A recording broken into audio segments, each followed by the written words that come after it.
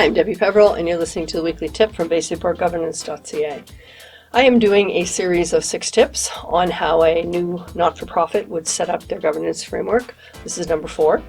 I have talked about the organization finding its purpose before it does too much, knowing where it's headed. Talked about finding the right board members to make sure it happens.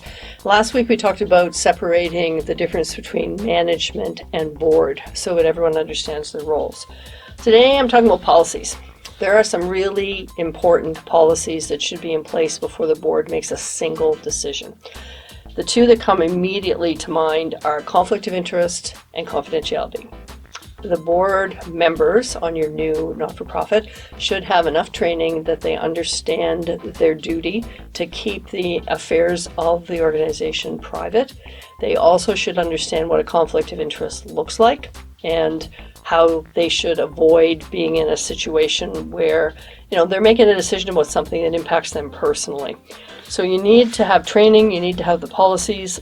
Really important that you have examples of what a conflict of interest looks like for your typical board members so that they know when they get into that situation that there's certain things that they have to do.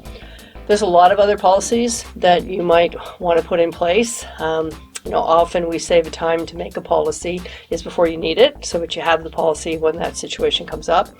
You need something about board conduct. You need something about absenteeism at the board level. You want to talk about the duty of loyalty. There is a starter pack of policies that you should put in place before the board makes a whole lot of decisions because you don't want to get off on the right foot. So take a look. There's a lot of policy checklists around, and come up with the ones that your organization needs so that you start off, as you should continue, staying out of trouble.